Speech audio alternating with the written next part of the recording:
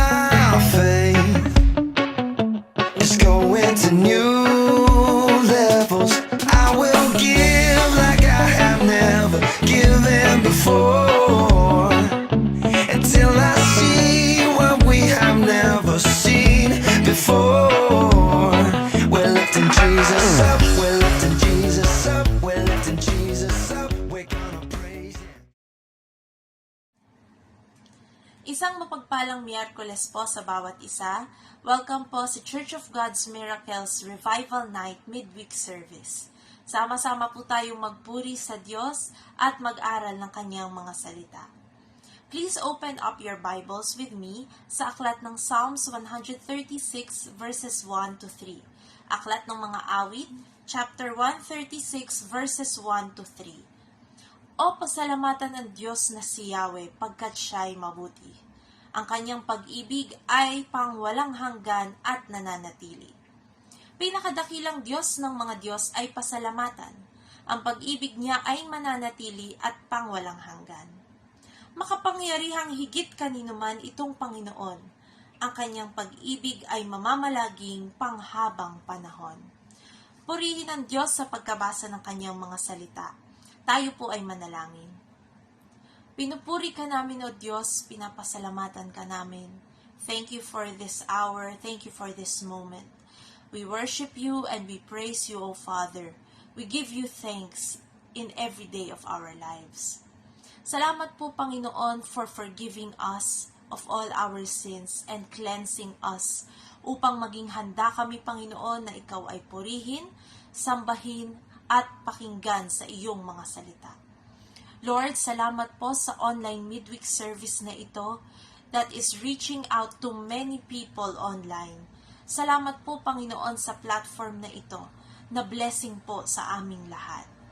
Thank you, Lord, sa buhay ng mga lingkod mo who make this worship service possible. Bless them, O Lord, sa kanilang paglilingkod sa iyo. Thank you po sa buhay ng aming mga listeners, watchers, and viewers. Nasaan man po kami, Panginoon, salamat po dahil pinagbubuklod mo kami in one spirit. Thank you for reaching out to everyone. Ano man, Lord, ang dalangin na matagpuan mo sa puso't isip ng bawat isa, abutin mo po kami at tugunin ayon sa iyong kalooban at plano para sa aming lahat. Thank you, O Lord, maging sa buhay ng iyong mga lingkod sa worship team at ang iyong lingkod na maghahatid ng iyong mga salita. Bless them and continuously anoint them, O Lord, as they serve you. Thank you, Father, sa tagumpay ng aming gawain. Sa iyo po namin binabalik ang pasasalamat at lahat ng papuri. Sa ngalan ng Ama, ng Anak at ng Espiritu Santo, ito po ang aming dalangin. In Jesus' name, Amen and Amen.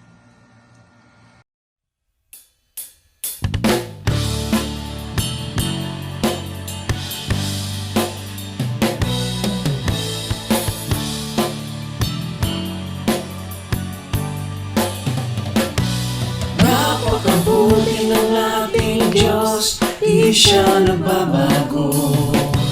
Napakabuti ng ating Diyos, di siya nagkukulang. Itaas sa ngalan niya lahat ng nilikha. Napakabuti nga ng ating Diyos.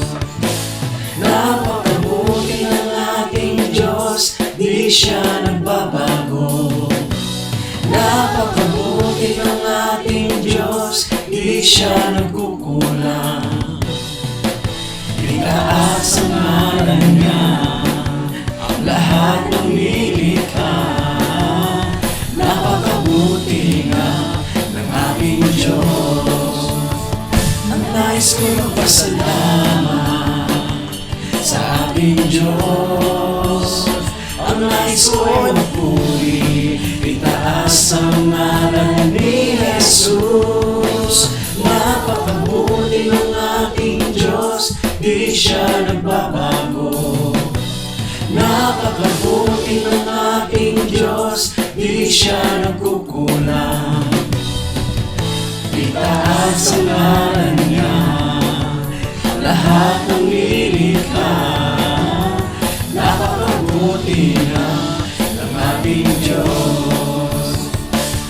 Nais ko'y magpasalamat sa aking Diyos. Ang nais ko'y magpuri, itaas ang ngalan ni Jesus. Napakabuti ng ating Diyos, di siya nagbabago. Napakabuti ng ating Diyos, hindi siya nagkukulang. Itaas ang ngalan niya, ang lahat ng nilikha. Napakabuti nga ng ating Diyos. Napakabuti nga ng ating Diyos. Napakabuti nga ng ating Diyos.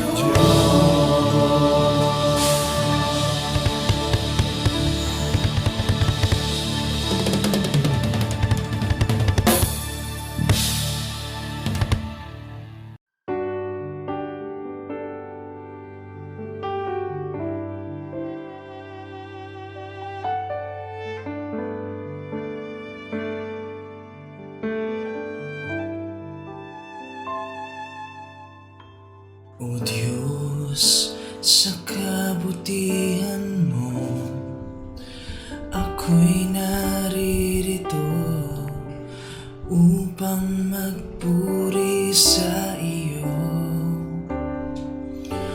O Diyos, sa kabanalan mo, malulugod ako, buhay ay iaalay ko.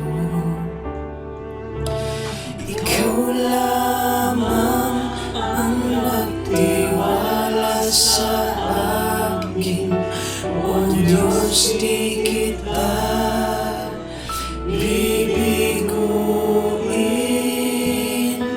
Magtatapat sa'yo, maglilingkod ako, O Diyos, kay buti mo. Hallelujah. O Diyos, sa kabutihan mo, ako'y naririto upang magpuri sa iyo.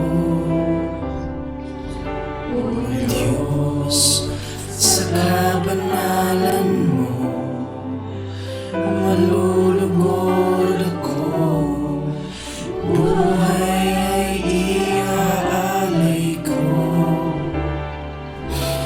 Ikaw lamang ang nagtiwala sa akin, O Diyos, di kita bibiguin. Magtatapat sa'yo, maglilingkod ako, O Diyos, kay buti mo.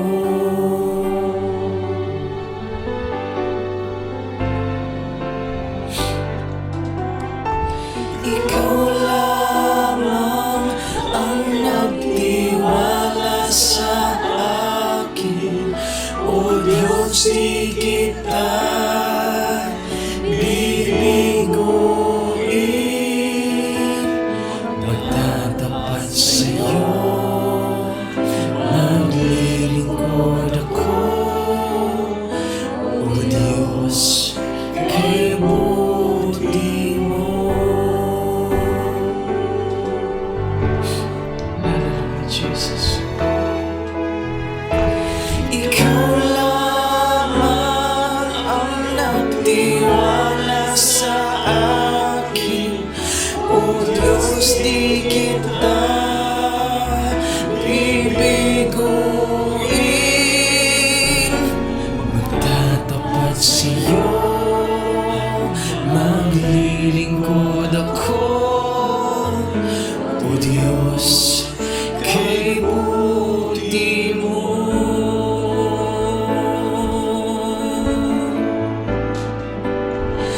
Napakabuti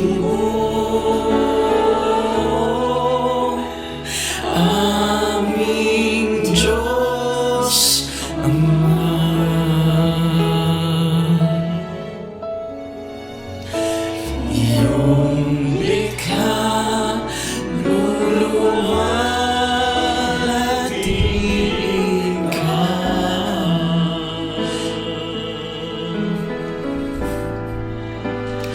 Napakabuti mo, hindi ka nagbabago.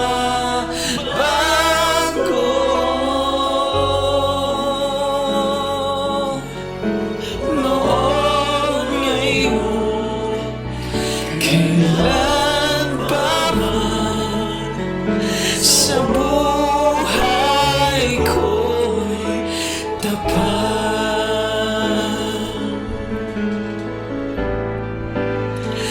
Napakabuti mo, aming Diyos Ama.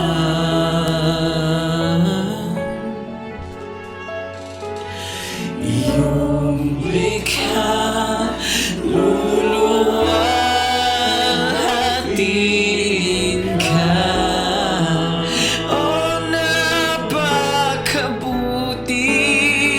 napakabuti mo.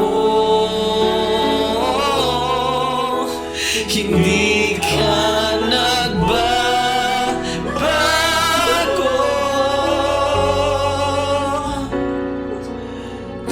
Noon, ngayon, kailan pa man sa buhay ko'y tapat.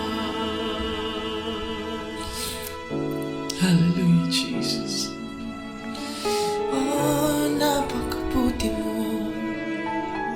Panginoon. Hallelujah. Oh, napakabuti mo. Hallelujah. Hallelujah.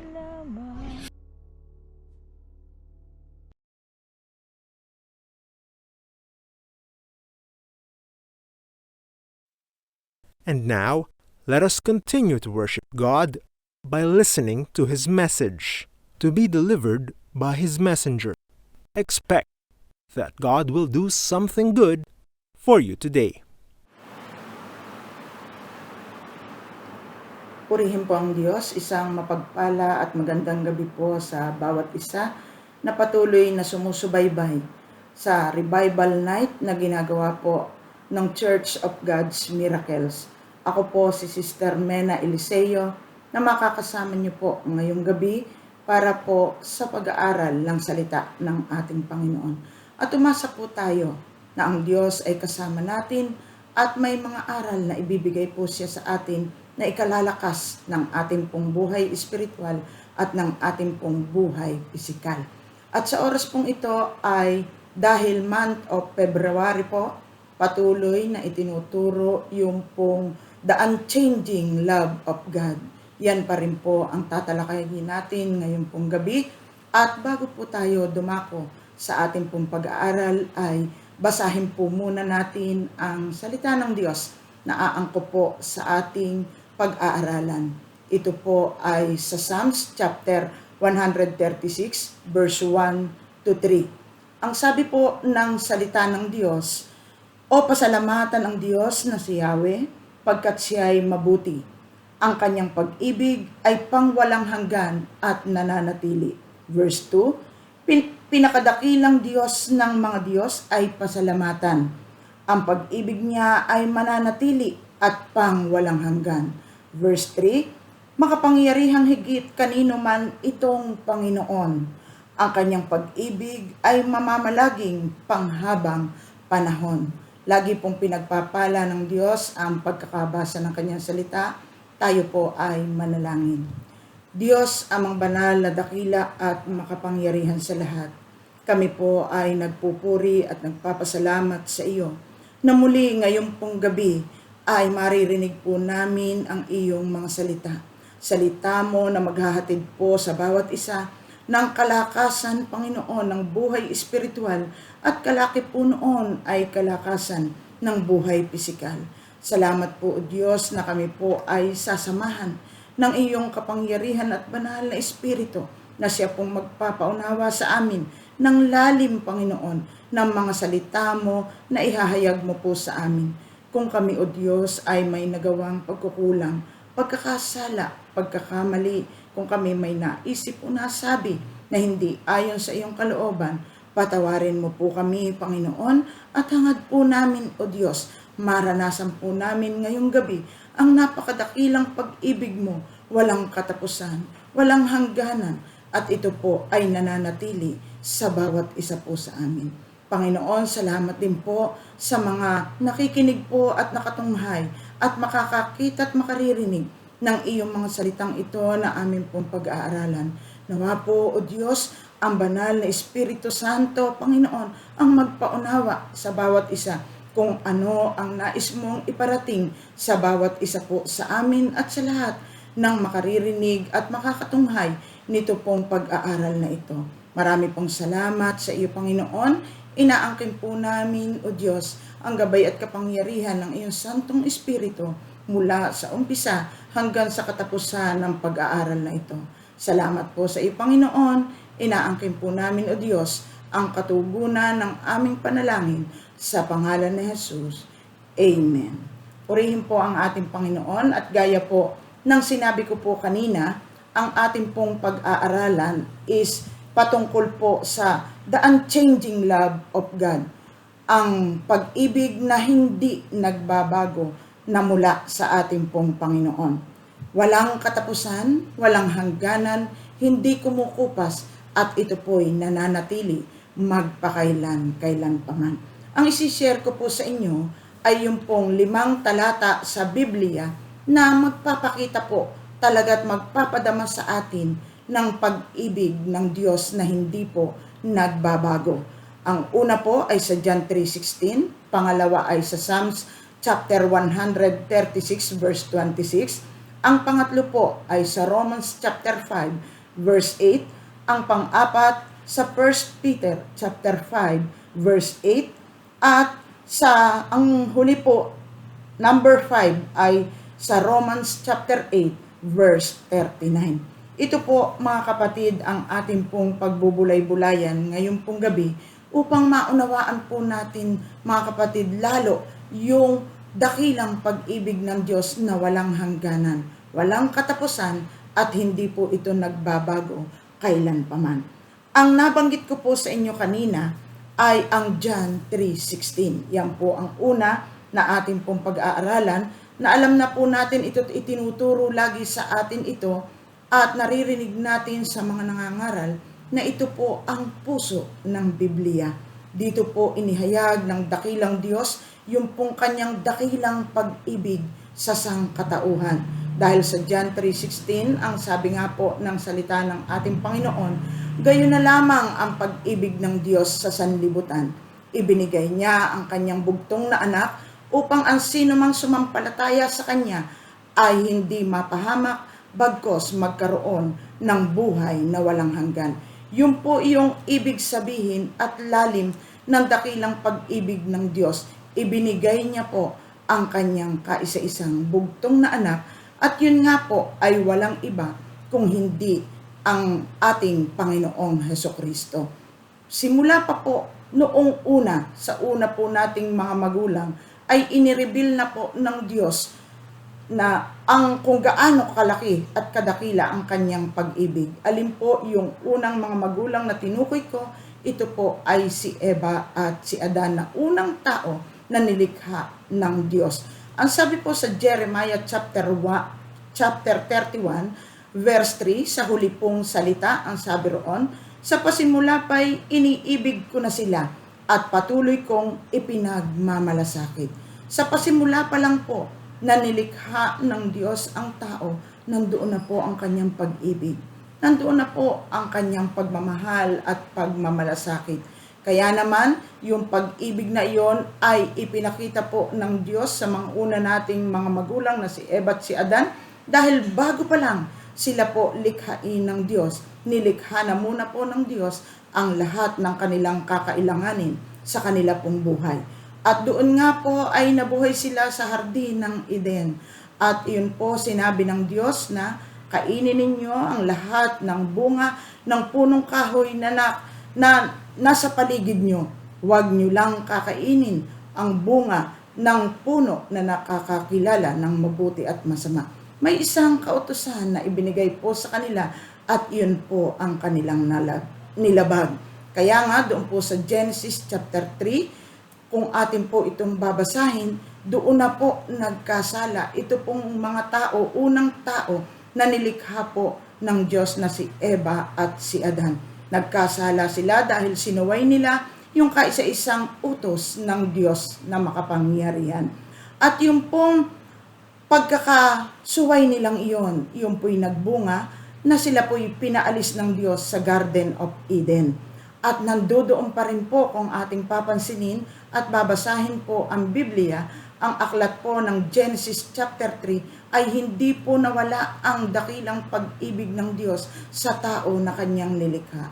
Ando doon po at patuloy na ipinagmalasakit po niya si Eva at si Adan. Sa chapter 3 verse 21, ang sabi po roon, ang mag-asawa'y binigyan ni Yahweh ng mga damit na yari sa balat ng hayop.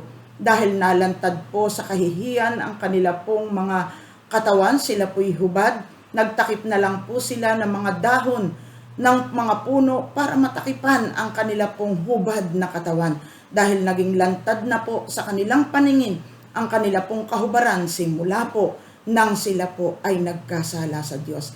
At hindi po napabayaan ng Diyos, ipinadama pa rin ng Diyos sa kanila yung malalim na pag-ibig at pagmamalasakit dahil ang sabi po sa ating binasa, ang Diyos ang nagbigay ng balat ng hayop sa kanila upang pantakip sa kanila pong hubad na pangangatawan.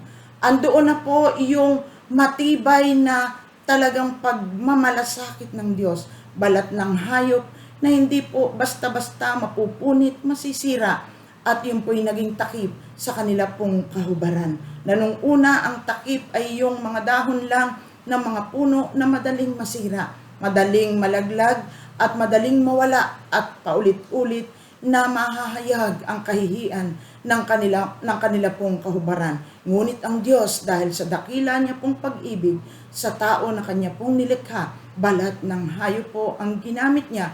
Nagkaroon na po ng pagbububo ng dugo mula sa hayop na pinagkuhanan ng balat at inilagay na pantakip sa kanila pong hubad na katawan. At doon po ay nagpatuloy ang buhay ni Eva at ni Adan. Dumami po ng dumami ang lahi at dumami ng dumami rin ang kanilang pagsuway sa Diyos. At naglagay nga po ang Diyos ng 10 utos, ngunit hindi po iyon nasunod at hindi po nakaabot. Palagi ang tao doon po sa kapatawarang hinihingi sa ating Panginoon. Kaya nga po, ang Diyos na mismo ang gumawa po ng kaparaanan para po ang kanyang anak, ang kanyang tao na nilikha ay magkaroon ng kapatawaran sa kasalanan at yun nga po sa pamamagitan ng ating pong Panginoong Hesukristo. Ibinigay niya po sa tao o sa sangkatauhan ang kanya pong kaisa-isang bugtong na anak. At ang ating naman pong Panginoong Hesukristo ay kusang loob na ang kanya pong sarili ay siya po'y sumunod sa Ama na maging hain at maging handog para po sa ikapagpapatawad ng kasalanan ng sangkatauhan at upang magkaroon po ng buhay na walang hanggan ang lahat ng sasampalataya sa ating Panginoong Hesus. Kusang loob po niya na ibinigay ang kanya pong sarili.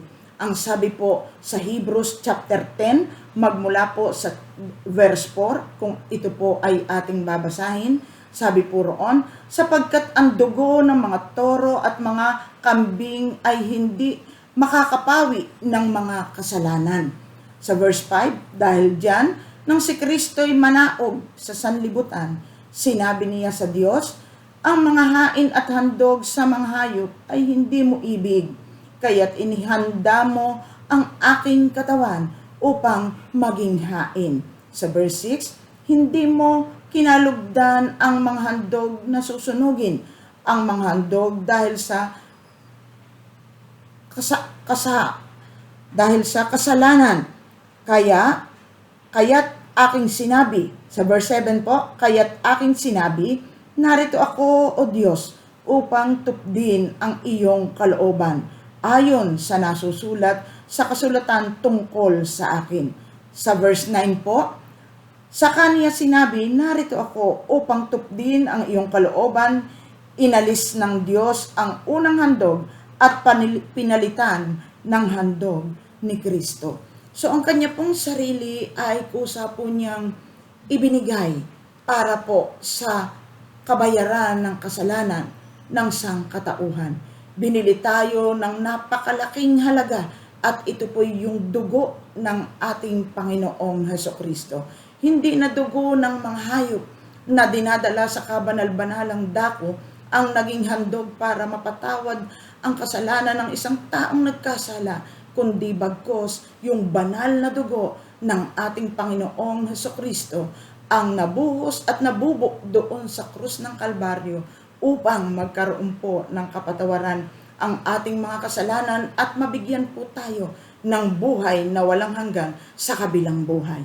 Mga kapatid, napakadakila po ng pag-ibig ng Diyos. Ito po ay nagawa ng Diyos na ang kanyang anak ay suguin dahil doon po sa hindi nagbabagong pag-ibig niya sa bawat isa po sa atin. Sabi nga po, doon po sa John chapter 15 verse 13, walang pag-ibig na hihigit pa sa pag-ibig ng isang taong nag-alay ng kanyang buhay para sa kanyang mga kaibigan. Wala na pong hihigit sa pag-ibig ng ating Panginoon.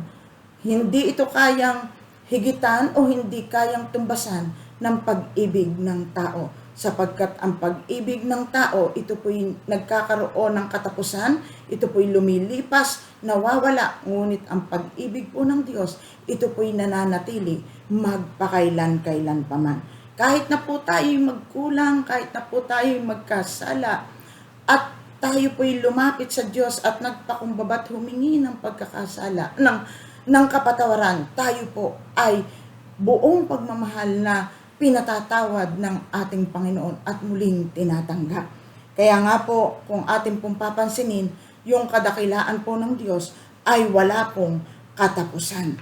Ang sabi po sa 1 John chapter 4 verse 8, inihayag ng Diyos ang kanyang pag-ibig sa atin nang suguin niya ang kanyang bugtong na anak upang magkaroon tayo ng buhay sa pamamagitan niya. So sa pamamagitan po ng ating Panginoong Jesus, nagkaroon po tayo ng buhay. Nagkaroon muli dahil tayo po ay patay sa kasalanan nung una. Ngunit nagkaroon po ng buhay nung ibigay po ng Diyos Ama ang ating Panginoong Hesukristo at natanggap natin siya bilang Panginoon at tagapagligtas ng ating buhay. Muli po nagkaroon tayo ng buhay. Nabuhay po tayo, hindi na po tayo patay dahil sa kasalanan. So kung ating pong papansinin, ganun po kadakila ang pag-ibig ng Diyos na ibinigay niya po yung lahat, yung kanyang buhay, ibinigay po ng ating Panginoon alang-alang po sa kapatawaran sa ating mga kasalanan at upang magkaroon po tayo ng buhay na walang hanggan. Mayroon po akong isang ilustrasyon na ibibigay po sa inyo. At ito pong ilustrasyon na ito ay makikita po natin na tunay na mas higit ang pag-ibig ng Diyos sa atin. Ang ilustrasyon pong ito ay mula sa nobela ng Les Miserables. Ito po ay sinulat ni Victor Hugo. Ako po ay na-amaze doon po sa dalawang karakter dito po sa nobelang ito. Ang karakter pong ito ay si Pantine at si Cosette. Ito pong si Pantine ay isang dalagang ina dahil patapos po na siya ay mabuntis ng kanya pong boyfriend, iniwan po siya. At sinika po ni Pantine na ang kanya pong anak na si Cosette ay kanya pong buhayin. Mahal na niya po ang kanya pong anak na ito. kung kaya't iniisip po niya at gumagawa siya ng kaparaanan kung papaano niya ibibigay ang mga pangangailangan ng kanya pong anak na si Cosette. At dahil nga po wala namang siyang trabaho na maayos, kaya't naisip po niya na si Cosette ay ihabilin po niya sa dalawang mag-asawang matanda at siya po'y mangingibang bayan sa malayong lugar upang maghanap ng trabaho at yung pong pinansyal na kanyang kikitain ay ipapadala niya sa dalawang matanda upang isuporta po kay Cosette na kanya pong anak. At sa madaling salita nga po, siya po ay umalis, iniwan niya po si Cosette na kanyang anak. Ang batang ito ay iniwan ni Pantin doon po sa mag-asawa na matanda at siya po ay umalis. Pumunta po siya sa malayong lugar. At doon po sa malayong lugar na iyon, naghanap po siya ng trabaho at siya po ay nakakita. At kumikita po siya ng pera kahit hindi gaanong malaki, basta ang mahalaga, mapadalhan po niya ng pera ang dalawang matanda na nag-aaruga sa kanya pong anak. At dahil po na siya po ay isang dalagang ina, ang nangyari po ay noong malaman po doon sa kumpanya na kanyang pinagtatrabahuhan na siya po ay isang dalagang ina, siya po ay pinatalsik. Inalis po siya sa trabaho ng walang kaalam-alam ang may-ari ng kumpanya. Kung kaya't nawala na naman po siya ng kinikita at kahit po saan siya mag-apply, sandali lamang po siyang natatanggap, inaalis na po kaagad siya dahil nakakaranas po siya ng diskriminasyon at tinatanggal po siya sa trabaho kapag nalaman po na siya ay dalagang ina. At siya po hirap na hirap humanap ng pagkakakitaan. Nag-aalala po siya sa kanya pong anak, kung kaya't nagdesisyon po si Pantin. Siya po ay namasukan bilang prostitute. Ibinenta niya po ang kanyang katawan. Iba't ibang lalaki, kung sino-sino ang gumagamit po sa kanya. Basta ang mahalaga lang, mayroon siyang pera na ipadadala sa kanyang minamahal na anak. At sa kanya pong pagpo-prostitute na ito, dumating po ang isang balita. Ipinasasabi ng dalawang matanda na si Cosette daw po ang kanyang anak ay nangangailangan daw po ng damit na panlamig. At napakalaki po ng halaga ng mga ganong kasuotan, yung mga robe o jacket na yari po sa panlamig. At wala po siyang halaga na maibili, kaya kanya pong napagdesisyonan, ibinenta niya po ang kanya pong maganda at mahabang buhok. At pagkabenta niya po nito, ipinadala po kaagad niya sa mag-asawang matandang nag-aalaga ng kanya pong anak. At dahil po doon natutuwa siya na kahit wala po siyang buhok, alam naman niya na hindi nagiginawin si Cosette na kanya pong anak. At nagpatuloy po siya sa paghahanap buhay, bagamat konting-konti na lang po ang kinikita dahil nawala na po siya ng buhok, wala na pong gaanong kumukuha ang customer sa kanya. Kaya nga po, ang nagulat po siya, dumaan po ang ilang mga araw, may nabalitaan po siya at nakarating sa kanya ang balita na si Cosette daw po na kanyang anak ay nagkaroon ng malubhang karamdaman. At siya po'y alalang-alala, humihingi po ang dalawang matanda ng malaki pong halaga para maipagpagamot po, pampagamot po sa batang si Cosette. At dahil po nag-aalala po siya, gusto niyang matugunan ang pangangailangan ng pagpapagamot ng kanya pong anak, ibinenta niya po ang kanyang magagandang mga ngipin. Siya po ay naging bungal na, hindi lang bungi, wala po talaga siyang natirang ngipin, ibinenta niya po ito at ipinadala po sa dalawang mag-asawa na nag-aalaga po sa kanya pong anak. Kaya siya po ay lalo na nawala na ng trabaho, wala nang kumukuha po sa kanyang mga lalaki, sa kanyang pagiging prostitute dahil siya po ang kanyang kagandahan. Ito po'y nawala na dahil siya po ay bungal na at kalbo pa. At dahil po doon kung ano-ano na po ang kanya pong ginawang hanap buhay para lang po makakain din siya. Siya po ay nangalakal na din, pumunta sa mga basurahan at kung ano-ano na po ang kanyang ginagawa. Mabuhay lang po siya at maging si Cosette po. At dahil po doon, ay nagkasakit po siya ng malubha. At doon po sa kanyang pagkakasakit na malubha, alam niya na mababawian na siya ng buhay. Ngunit siya po'y nakakilala ng isang lalaking mayaman negosyante. At ito pong lalaking ito na mayamang negosyante, ito po pala ang dating may-ari noong unang kumpanyang kanyang pinagtatrabahuhan na siya'y tinanggal doon na walang kaalam-alam itong may-ari na ito. At ang hiniling na lang po niya ay kuhanin nitong lalaking ito yung kanya pong anak doon sa dalawang matanda at arugain, palakihin, suportahan hanggang sa siya'y lumaki at magtagumpay sa buhay. At pagkatapos pong ihabilin dito po sa lalaking mayaman na ito ang kanya pong anak na si Cosette, si Pantin po ay binawian na ng buhay. Kung ito pong si Pantin na ito bilang tao ay nagawa po niya ang lahat para po sa kanyang minamahal na anak na si Cosette, mas lalo po ang pag-ibig ng Diyos. Ginawa niya po ang lahat para lang po tayo matubos sa pagkakasala. Para lang po tayo magkaroon ng buhay na walang hanggan. Hindi niya po alintana yung naranasan po niya na diskriminasyon ng tao nung siya po ay nandito na sa lupa ang ating Panginoong Hesukristo.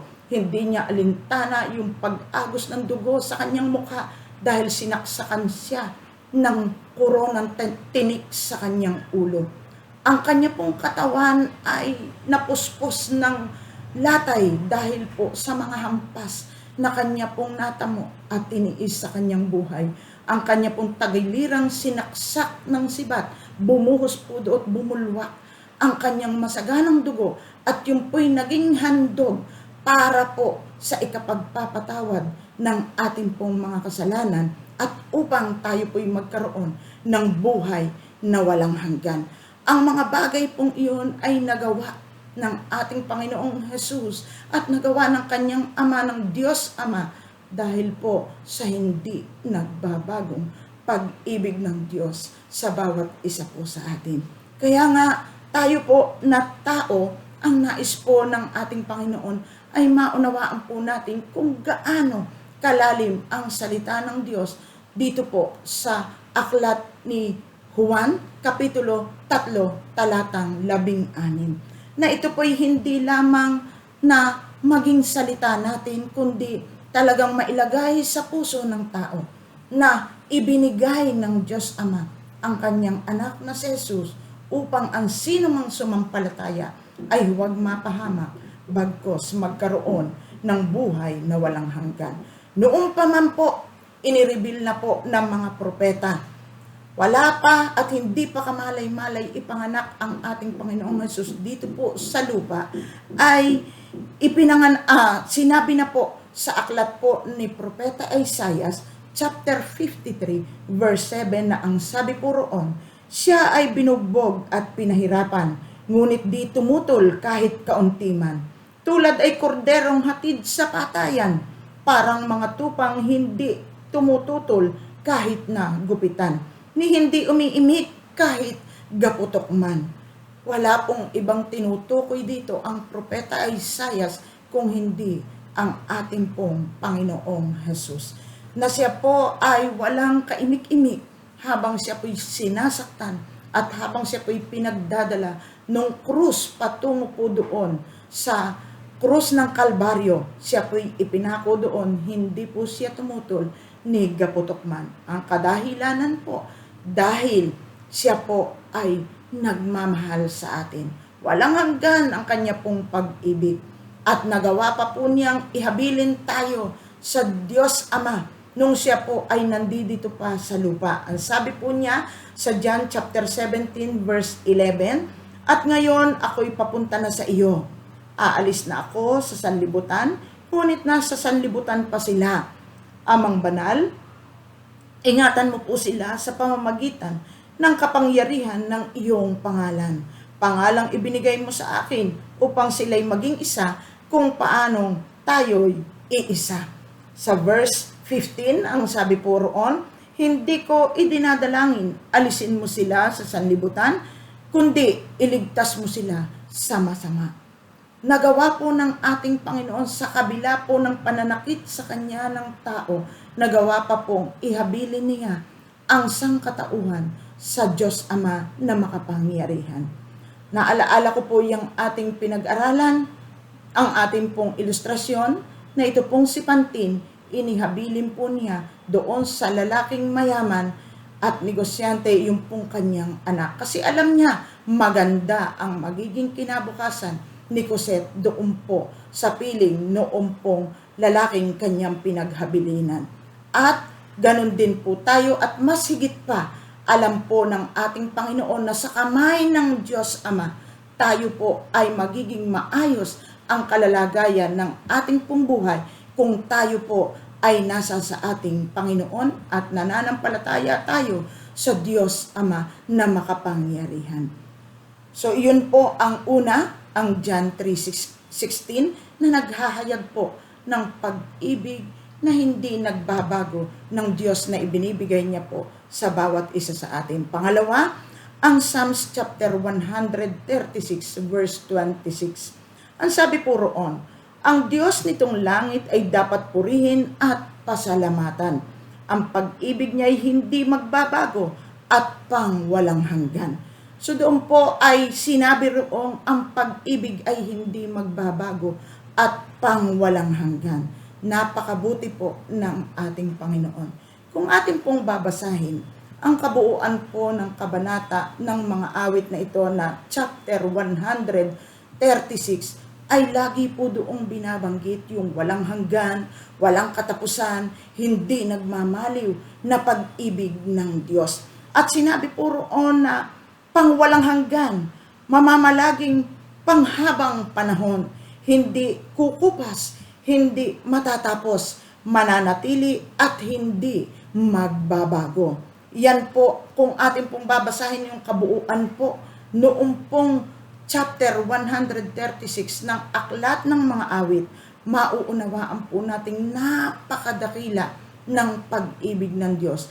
Ito'y hindi nagbabago, walang katapusan, at ito po'y mananatili sa bawat isa po sa atin. Sabi po roon, dahil sa dakilang himala at kababalaghan, mga nakalagay po iyan diyan po sa chapter 136, sa pagkalikha ng langit, lupa, pati na ang tubig, maging ng araw at buwan at mga bituin, hindi nagbabago ang pag-ibig ni Yahweh. Maging ang dagat ay kanyang hinati upang ang kanyang bayan ay makadaan. Walang hanggan ang kanya pong pag-ibig. Ang hari at paraon ay kanyang nilunod dahil sa kanyang walang hanggang pag-ibig.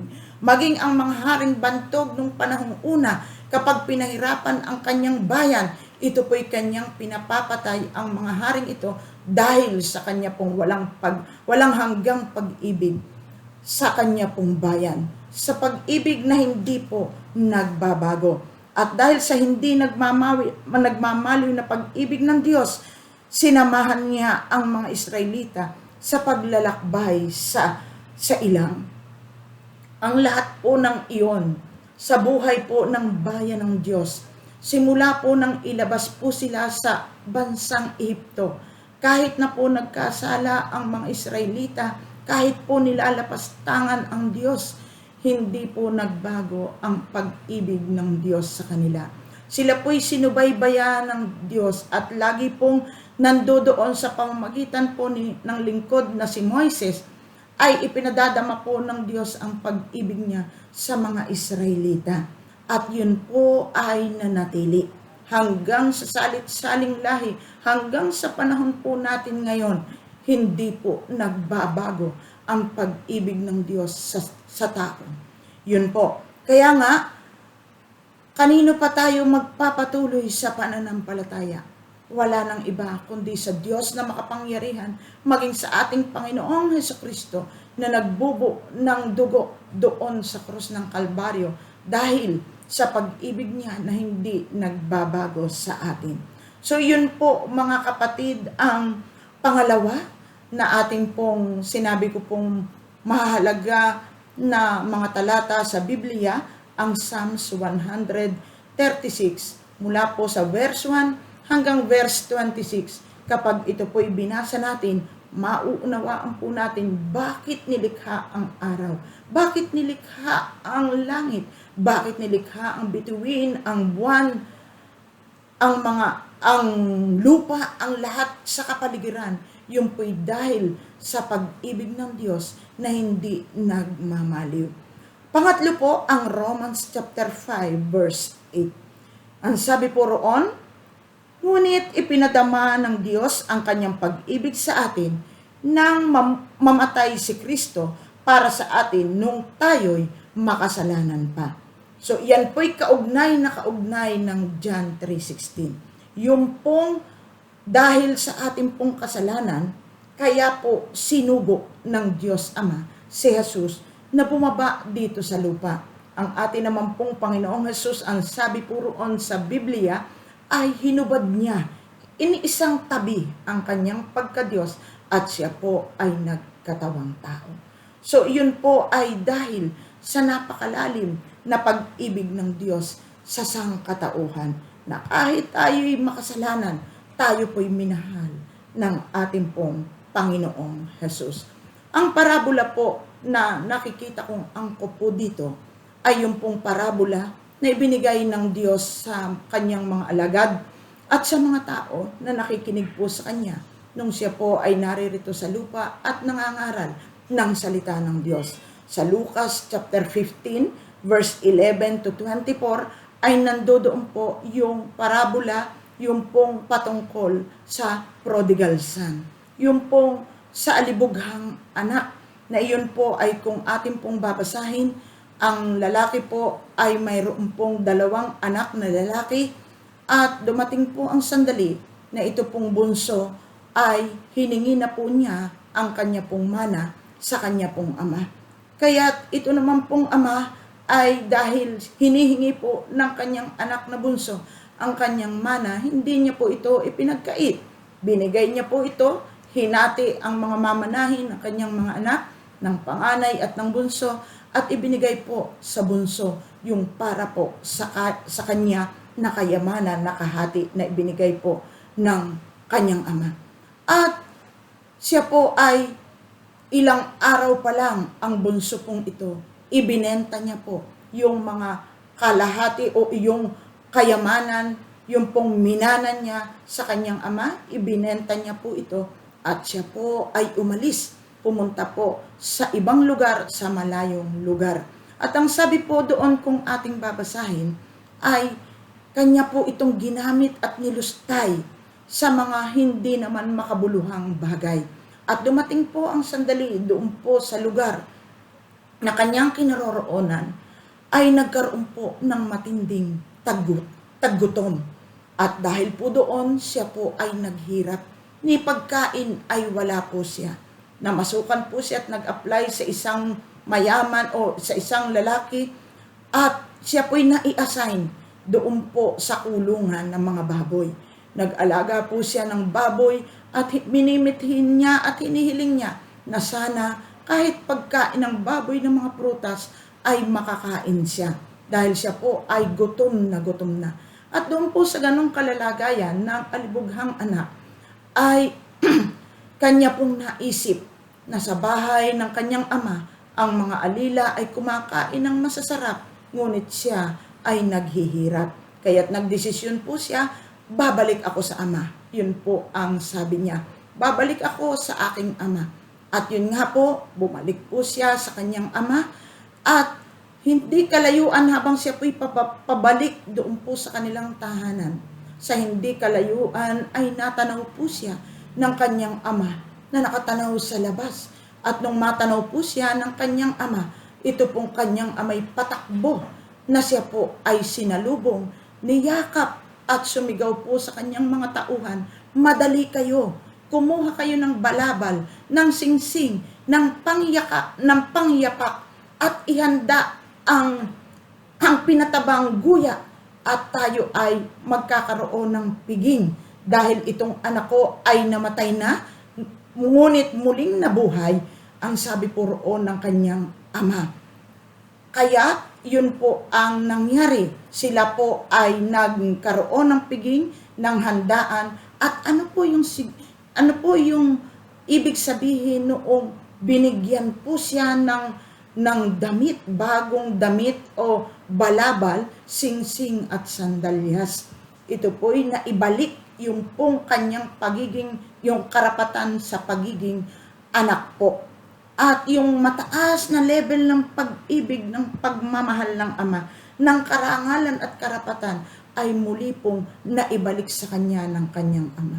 Ano po ang ibig sabihin ng ating Panginoong Hesus? Bakit niya po ito ibinigay ang parabola pong ito? Ito po'y walang iba kung hindi tayo ng mga tao at yung kalagayan ng Diyos Ama na nagmamahal po sa bawat isa sa atin. Na kahit tayo po ay tumalikod sa Ama, kahit tayo po tumalikod at magkasala sa Diyos, tayo po, kapag tayo'y bumalik, siya po ay bukas kamay at tayo po ay kanyang tatanggapin muli. At muling mararanasan po natin ang pagmamahal, ang yakap ng Diyos, yung karangalan, karapatan sa pagiging anak ng Diyos. Kaya nga, ang sabi po roon, nakamta ng anak ang pabor ng kanyang ama. Kaya nga bilang mga anak ng Diyos na dati ay walang karapatan na maging anak ng Diyos, ay nakamta natin ang pabor ng Diyos dahil kay Hesukristo na napako at namatay sa krus ng Kalbaryo. So iyon po ang pangatlo. Ang una po ay John 3:16. Sabi ko po kanina sa inyo na mahalagang at mga talata sa Biblia. Ang pangalawa po yung sa Psalms chapter 136 mula sa 1 hanggang 26. Yan po'y nagpapahayag ng walang hanggan at hindi nagbabagong pag-ibig ng Diyos. At ang pangtatlo nga po ay itong sa Romans chapter 5 verse 8 na kahit na tayo ay tumalikod at magtaksil sa Diyos Ama, kapag tayo po'y nagsisi, nagpakumbaba at tayo'y bumalik sa ating pong Panginoon, siya po ay tinatanggap niya po tayo. At yung pag-ibig ay muling mararanasan po natin na mula sa Diyos na makapangyarihan. Pang-apat po, sa 1 Peter chapter 5 verse 7, ang sabi po roon, cast all your anxiety on Him because He cares for you. Sabi po roon, ipagkatiwala ninyo sa Kanya ang inyong mga kabalisahan sapagkat Siya ang kumukupkop sa inyo. So ang lahat po ng kabalisahan, napakaganda pong mga talata ito. Na sa buhay po ng tao, lagi pong talagang may dumarating na mga kabalisahan. Hindi po natin ito sinasadya, ngunit hindi inaasahan, ngunit talaga pong dumarating ang mga kabigatan, kabalisahan, mga problema, suliranin. Salamat sa dakilang pag-ibig ng Diyos na hindi nagbabago. Na kapag tayo sa Kanya lumapit, hindi niya po tayo itataboy. Ang atin nga pong Panginoong Hesus ay lagi pong nag-aanyaya sa lahat ng may mga kabalisahan, sa lahat ng may mga kabigatan, na tayo'y lumapit sa Kanya at tayo'y Kanyang pagpapahingahin. Sa Matthew chapter 11 verse 28, ang sabi po roon, lumapit kayo sa akin, kayong mga napapagal at nabibigat ang lubha, at kayo'y aking pagpapahingahin. Napakabuti po't napakadakila ng walang hanggat, walang katapusang pag-ibig ng Diyos. Ito po'y hindi nagbabago. Sa oras na tayo po'y nahihirapan, malaki po ang ating problema, may sakit at karamdaman, gipit na po tayo, wala pong unang dapat lapitan ang tao, kundi yung Diyos na may-ari ng lahat ng bagay, maging pilak o ginto, ang sabi sa Biblia, ito po'y sa Kanya. Ang Diyos po ay sagana at hindi niya po tayo pagkukulangin kung tayo po ay tapat at puno ng kapakumbabaan na lalapit po sa Kanya at sa Kanya po dadaing ng ating pong mga karaingan. Maunawaan po natin, mararamdaman po natin yung Kanyang walang hanggang pagmamahal at hindi nagbabagong pag-ibig sa bawat isa po sa atin. Walang tao na walang problema. Lahat po ay dumarating sa pagsubok, mayaman man o mahirap, lalaki't babae, lahat po yan. Dumarating po ang pagsubok sa buhay, ang mga kabalisahan. Pero tandaan po natin, mayroon po tayong Diyos na malalapitan at sa Kanya po ay pwede nating idulog at ihayag ang ating pong mga kabalisahan at kabigatan. Noon pa man po sa buhay po ng mga lingkod ng Diyos, ay makikita po natin na kapag sila po'y nababalisa at natatakot, sila po mga kapatid ay dumudulog sa Diyos Ama, sa ating Panginoon. At sila po'y hindi binibigo ng ating Panginoon. Binibigyan ng mga salita na makakalakas ng kanila pong loob. At hanggang ngayon, ang Diyos po nila ay Diyos natin ngayon na hindi po nagbabago. Ang ating Panginoong Hesus po ay noon, ngayon at magpakailanman na laging naririyan, handa pong pakinggan ang ating pong mga panalangin at mga kabigatan na idudulog po sa Kanya. Kaya nga po, mga kapatid, kung ating pong uunawain at babasahin po ang Biblia, noon pa man may mga kahirapang dumarating at mga kabalisahan sa buhay ng tao. Maging si Propeta Jeremias po, dahil siya po isang propeta, sa mga propeta po nung panahong una, sinasabi po ng Diyos Ama ang lahat na gusto niyang sabihin sa tao. At kapag ang propeta po ay nagpahayag, tapos ito po'y taliwas sa iniuutos ng mga tagapamuno, ng mga hari nung panahong iyon, ang propeta po'y ipinapapatay ng nakatalagang hari sa isa pong bansa o isang lugar. At si Propeta Jeremias po, siya po yung tinaguriang propetang iyakin. Bakit po? Lagi po siyang umiiyak sa Diyos. Dahil siya po ay laging nakatago, tinatago po siya ng Diyos dahil gusto po siyang patayin. Dahil po sa re-reveal niya at mga salita na mula sa Diyos, hindi po nagugustuhan ng mga hari.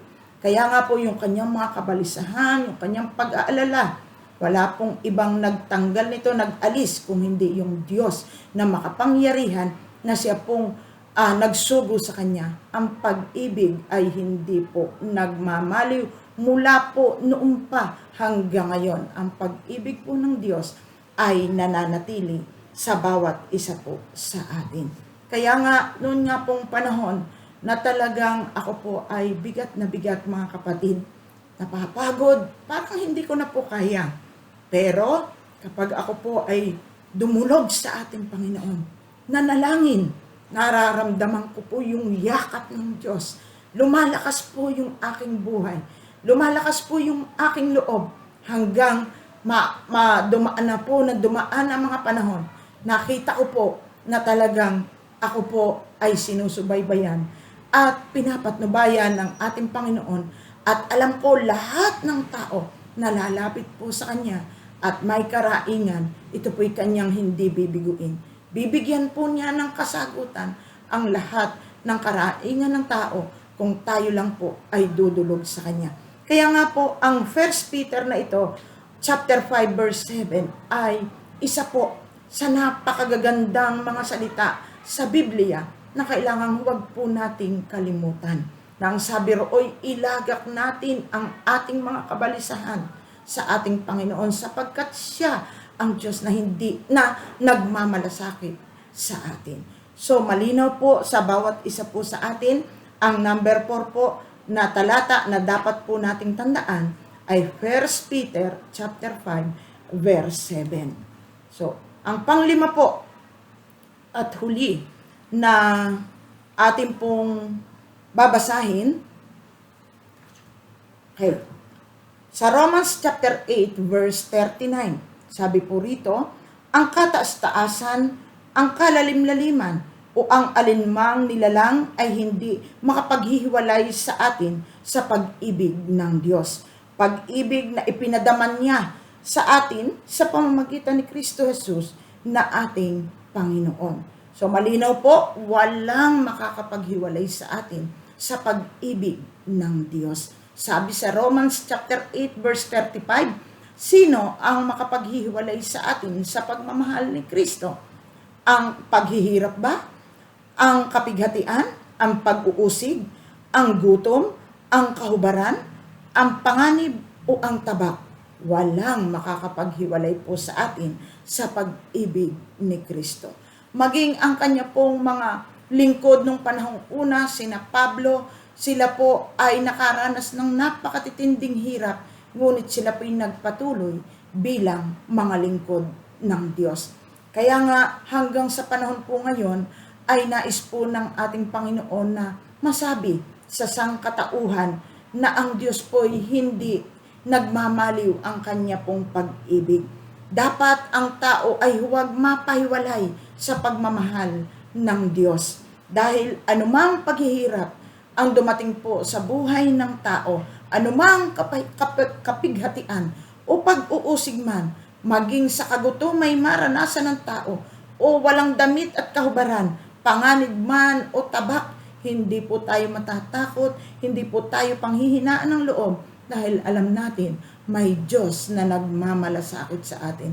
May Diyos na nagmamahal sa atin at ito'y hindi magbabago kailanman sa ating pong buhay. Ano man po ang ating pinagdadaanan, alam po ng Diyos kung sino po sa atin ang may mga kabalisahan, kabigatan, ilagak po natin ito sa ating pong Panginoon. Tunay po na kapag yung tayo po ay nasa parang nararamdaman natin yung mga kahirapan, yung mga pag-uusig o anuman po na nararanasan natin na paghihirap, minsan po ay sasabihin natin nanlulupaypay na po tayo sa pananampalataya, ngunit ipinapaalala po ng ating Panginoon, hindi ang mga bagay na yon ang makapaghihiwalay sa atin sa pag-ibig ng ating Panginoon. Kaya nga po, sinishare ko po ito lagi sa aking mga anak. Pag nakikita ko po na sila po mga kapatid ay napapagod sa sekular na trabaho, maging sa mga bagay na ginagawa nila, maging sa ministeryo, lagi ko pong pinapaalala sa kanila na magpapatuloy sa paglilingkod sa ating Panginoon dahil mahal niya kayo. Mahal niya tayo dahil kung hindi dahil sa pag-ibig ng Diyos, wala tayo sa mundong ito. Ako na kanilang ina, sinasabi ko sa kanila, wala ako. Wala ako. Pero dahil sa pag-ibig ng Diyos, ay naitaguyod ng Diyos yung buhay ko at buhay ninyo. Yan po ang sabi ko sa aking mga anak. Kaya nga po, magpapatuloy kahit na dumaranas kuminsan ng mga kakapusan, paghihirap, pero ang Diyos po ay laging nakatingin at handang maglaan ng kanyang pagmamahal sa bawat isa po sa atin. Kaya nga po, sa oras pong ito, kung sino man po ang gustong lumapit sa ating Panginoon, huwag po kayong mag-alinlangan. Ang Diyos po ay laging nariyan na laging naghihintay po sa buhay po ng bawat isa na lumalapit po at nagtitiwala sa Kanya. Ang conclusion po dito sa ating pinag-aaralan na 5 mahahalaga na talata sa Biblia na patungkol sa pag-ibig ng Diyos na hindi nagbabago. Ang conclusion po, ang sabi po rito, ang hindi nagbabagong pag-ibig ni Kristo ang siyang maghahatid sa atin patungo sa walang hanggang buhay sa kalangitan. Purihin po ang ating Panginoon. Sa oras pong ito, ako po ay mananalangin at kung sino po ang nais na dumulog sa ating Panginoon, ariin niyo po ito na ito po ay personal ninyong panalangin. Lalo na po yung pong ngayon lang nakarinig at nakatunghay ng ganito pong pangangaral ng salita ng Diyos, tayo po ay manalangin. Dakilang Diyos na makapangyarihan sa lahat, kami po Panginoon ay patuloy na lumalapit sa iyo at nagtitiwala sa kabutihan at kadakilaan ng iyong pag-ibig. Ikaw, O Diyos, ang nakakakita kung mayroong mga tao na gustong lumapit sa iyo, Panginoon. Salamat po sa kanila pong buhay. Lord, dalangin ko po, Panginoon, nawa po maranasan nila ang iyong pag-ibig, ang iyong pagmamahal, O Diyos, at tanggapin ka po nila, Panginoon, bilang Panginoon at tagapagligtas ng kanila pong buhay. Lord, sa mga oras na ito, nilalapit ko po sila sa iyo. Ikaw na Diyos na mapagmahal, lahat ng tao, O Diyos, nais mong makapiling at nais mong maipadama ang pag-ibig, O Diyos. Nawa, maranasan po nila na sila po ay mamuhay na kasakasama ka, Panginoon. Puno ng kapayapaan, puno ng kagalakan, Panginoon, dahil may Diyos na pinagsukuan nila ng kanila pong buhay. Nawa po, tanggapin po sila, Panginoon, at laging gabayan, O Diyos, ng iyong pag-ibig, ng iyong kapangyarihan, kahit saan sila pumunta, anuman ang kanilang ginagawa, Panginoon, samahan ng iyong kapangyarihan. At salamat po sa lahat ng nakinig, Panginoon, nanood ng live streaming na ito, Panginoon. Nawa po, O Diyos, ang pag-ibig mo, Panginoon, ay patuloy na maranasan ng bawat isa. Salamat ng marami sa iyong mga salita, O Diyos, na amin pong narinig, Panginoon. Muli, sumigla po ang aming pananampalataya sa iyo, maging ang aming pong buhay pisikal. Nawa, Panginoon, saan man makarating ang mga tinig na ito, nawa po, O Diyos, ay kamtan nila, Panginoon, at kamtan namin lahat ang kapayapaan, ang kasaganaan, ang pag-ibig mo na hindi nagmamaliw at nagbabago sa aming pong buhay. Salamat po ng marami sa iyo, Panginoon, at inaangkin po namin, O Diyos, ang tagumpay, Panginoon, ang katugunan ng aming pong panalangin sa pangalan ni Jesus. Amen and amen. Purihin po ang Panginoon, magandang gabi, at God bless po sa bawat isa po sa atin. Para sa ating iba pang announcements, ang ating mga oras para sa ating Sunday services ay ang mga sumusunod. First service, alas 7 hanggang alas 8 ng umaga. Second service, alas 9 hanggang alas 10 ng umaga. Third service, alas 7 hanggang alas 8 ng gabi. Araw-araw din tayong may daily manna tuwing Lunes hanggang Sabado ng alas 7 ng umaga sa pamamagitan ng ating live streaming. At ganun din po ang ating Revival Night na ginaganap tuwing Miyerkules simula alas 7 hanggang alas 8 ng gabi. Ang ating 5 minuto ay pinapalabas tuwing Martes, Huwebes at Biyernes simula alas 6 ng umaga sa Facebook at YouTube. At para po sa ating tithes and offerings, pwede ninyong ipadala ang mga ito sa mga sumusunod na bank details. Bank of the Philippine Islands. Account name, Church of God's Miracles. Account number, 1543-063807. China Bank. Account name, Church of God's Miracles. Account number, 151-087-0415.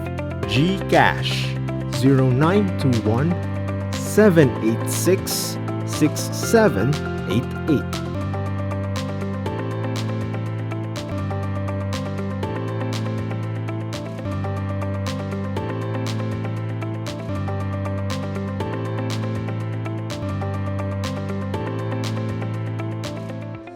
Maraming salamat at God bless us all.